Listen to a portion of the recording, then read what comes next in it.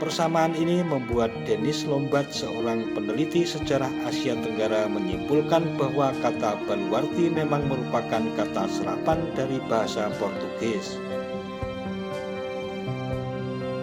Hal ini masuk akal mengingat pembangunan tembok baluarti memiliki masa yang sama dengan pembangunan Taman Sari yang dirancang oleh seorang arsitek berkebangsaan Portugis.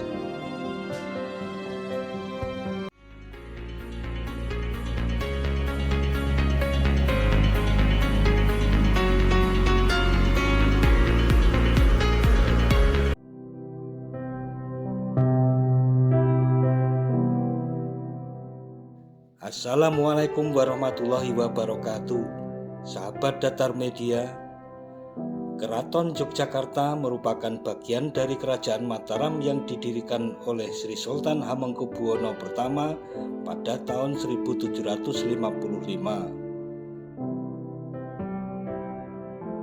Beliau mendirikan keraton ini beberapa bulan setelah Perjanjian Giyanti.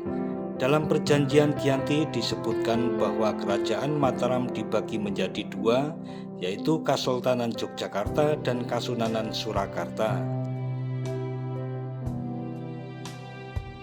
Sebelum menjadi Sultan pertama di Keraton Yogyakarta, Sultan Hamengkubuwono I dikenal sebagai Pangeran Mangkubumi.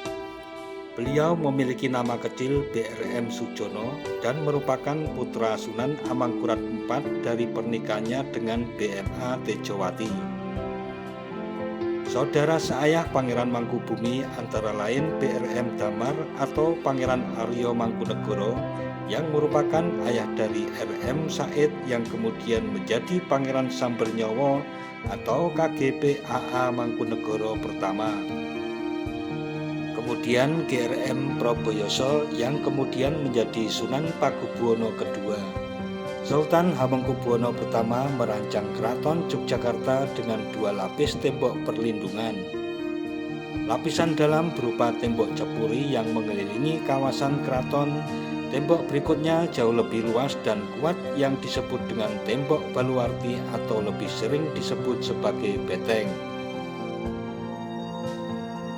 Tembok keliling tersebut dibangun pada masa pemerintahan Sultan Hamengkubuwono I yang berkuasa dari tahun 1755 hingga 1792.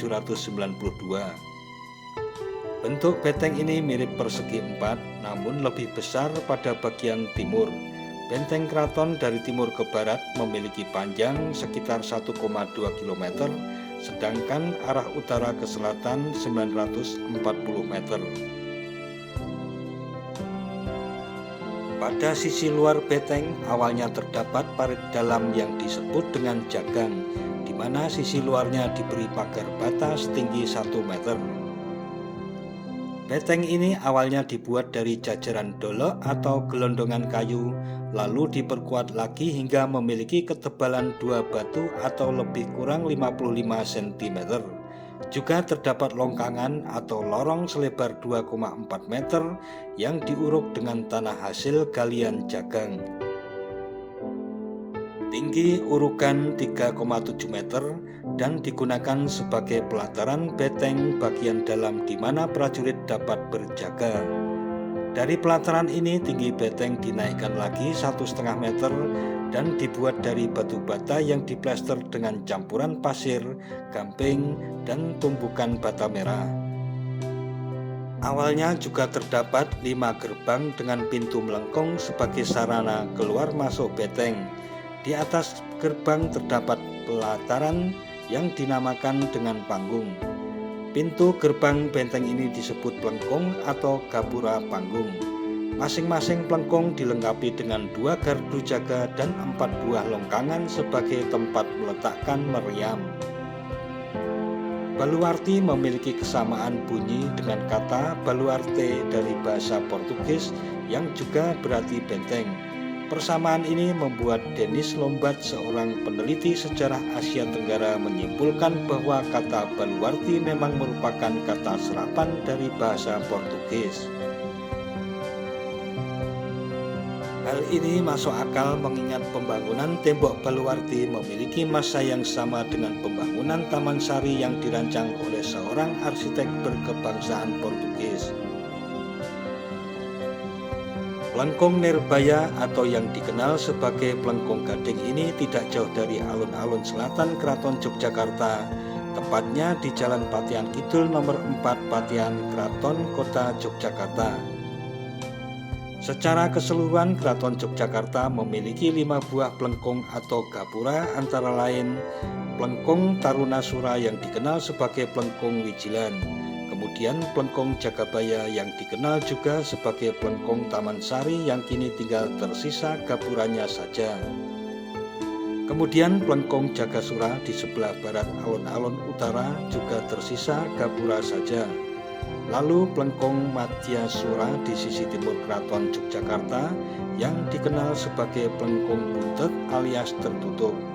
Karena pada masa pemerintahan Sultan Hamengkubuwono ke-8, Plengkung mengalami pemugaran dan diubah menjadi gapura.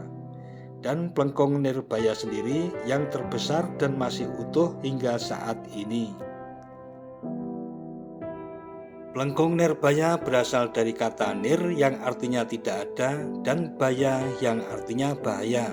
Jadi secara harfiah Nirbaya memiliki arti tidak ada bahaya yang mengancam.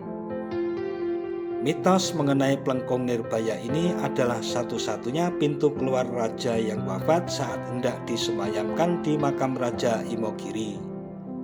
Konon selama Sultan masih hidup, beliau tidak diperkenankan lewat di Plengkung Nirbaya ini. Mitos lainnya yang berkaitan dengan kesakralan Plengkung Gading adalah jenazah rakyat biasa tak diperbolehkan melintas di bawahnya. Dengan kata lain, Sultan boleh melewatinya jika sudah meninggal, sedangkan rakyat biasa jika masih hidup saja.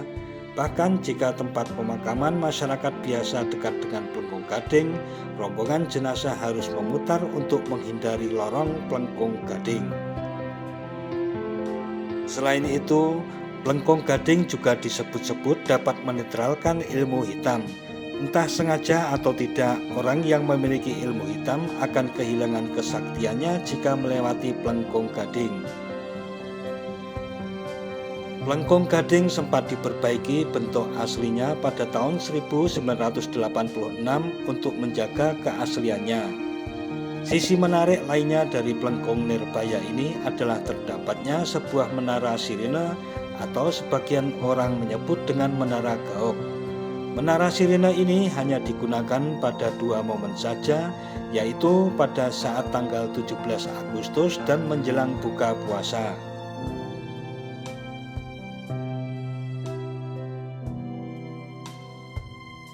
Nah, sahabat Datar Media, demikian sedikit tentang Baluwarti Plengkung Nirbaya yang menjadi salah satu titik luar terpenting sebagai bagian dari kompleks Keraton Yogyakarta yang masih utuh hingga saat ini.